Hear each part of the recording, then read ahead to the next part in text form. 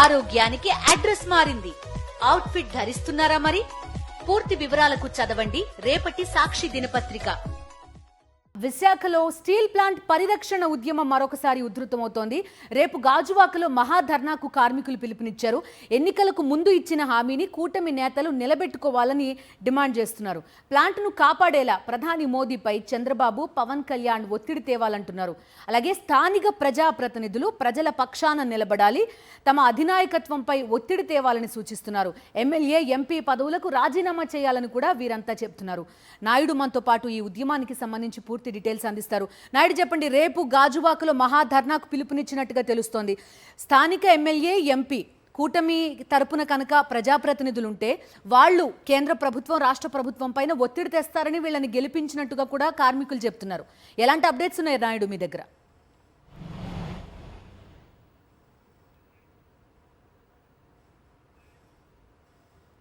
ఆడుతున్న నాటకాలను వ్యతిరేకిస్తూ కార్మిక సంఘాల నేతలు వివిధ రూపాల్లో నిరసన కార్యక్రమాలను చేపడుతున్నారు. ఇప్పటికే ఈ నెల 10వ తేదీన విశాఖ రాష్ట్ర వ్యాప్తంగా రాస్తారోకోలు, ధర్నాలకు పిలుపునిచ్చారు. రేపు పాత గాజువాకలో మహాధర్నా కార్యక్రమాన్ని నిర్వహిస్తున్నారు. ఎన్నికలకు ముందు కూటమి నేతలు విశాఖ స్టీల్ ప్లాంట్ను కాపాడుతామని హామీ ఇచ్చారు.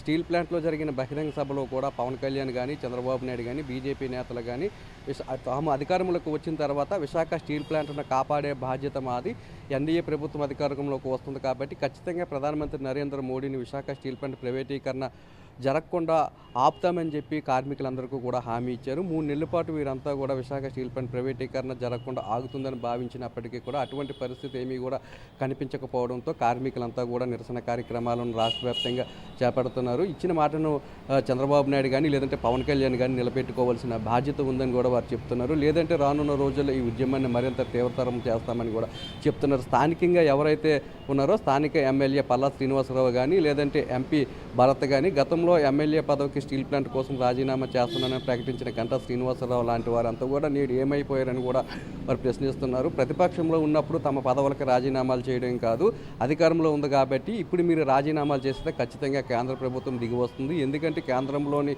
తెలుగుదేశం పార్టీ అలాగే నితీష్ కుమార్ పార్టీలతోనే కేంద్రంలో ఎన్డీఏ ప్రభుత్వం అధికారంలో ఉంది కాబట్టి ఖచ్చితంగా తెలుగుదేశం పార్టీ తరపున పోరాటాలు చేసినట్లయితే కేంద్ర ప్రభుత్వం దిగి వస్తుంది, విశాఖ స్టీల్ ప్లాంట్ ప్రైవేటీకరణ ఆగుతుందని చెప్పి కార్మికులంతా కూడా చెప్తున్నారు. ఈ విధంగా ఎందుకు చంద్రబాబు నాయుడు కానీ, పవన్ కళ్యాణ్ కానీ ప్రధానమంత్రి నరేంద్ర మోడీ మీద ఒత్తిడి చేయలేకపోతున్నారంటూ కూడా వారు చెప్తున్నారు. మరోవైపు ఉద్యమాన్ని అణిచివేసేందుకు కూడా రాష్ట్ర ప్రభుత్వం కుట్రలు చేస్తుందని అనుమానం కూడా వ్యక్తం చేస్తున్నారు. మొన్న జరిగిన రాస్తారోకోను బలవంతంగా పోలీసులు అణిచివేశారు.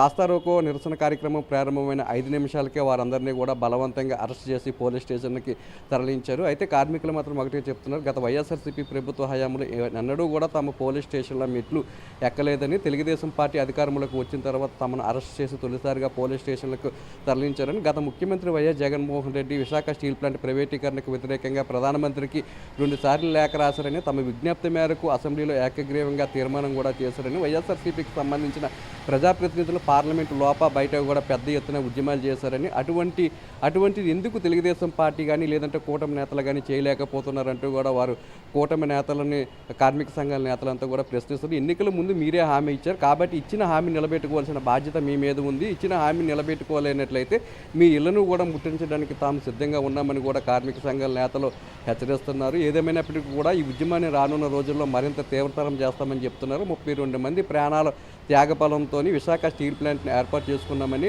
అవసరమైతే మరోసారి తాము ప్రాణత్యాగానికి కూడా సిద్ధంగా ఉన్నామని చెప్తున్నారు. స్టీల్ ప్లాంట్ మూసివేత దిశగా కేంద్రం అడుగులు వేస్తున్నప్పటికీ కూడా ఎందుకు రాష్ట్ర ప్రభుత్వం అడ్డుకోలేకపోతుంది, ఎందుకు ఆ విధంగా కేంద్రం మీద ఒత్తిడి తేలేకపోతుంది? కేంద్ర ఉక్కు శాఖ మంత్రి విశాఖ స్టీల్ ప్లాంట్లో పర్యటించినప్పటికీ కూడా విశాఖ స్టీల్ ప్లాంట్ను ప్రైవేటీకరణ చేయమని ఒక హామీ ఇచ్చినప్పటికీ కూడా అటువంటి పరిస్థితి ఏమీ కూడా కనిపించలేదు. ఉక్కు శాఖ మంత్రి కుమారస్వామి స్టీల్ ప్లాంట్లో పర్యటించిన తర్వాత ఉక్కు పరిశ్రమ పరిస్థితి చాలా దారుణంగా తయారయ్యిందని, ఇప్పటికే 2 బ్లాస్ట్ ఫర్నిచర్లను కూడా మూసుకోవాల్సి వచ్చిందని, ఇటువంటి ఇంకొక బ్లాస్ట్ ఫర్నిచర్ మాత్రమే ఉందని, అది కూడా మూసుకున్నట్లయితే విశాఖ స్టీల్ ప్లాంట్ పూర్తిగా మూసివేసే పరిస్థితికి ఏర్పడుతుందని ఒక ఆవేదన అయితే వారు వ్యక్తం చేస్తున్నారు.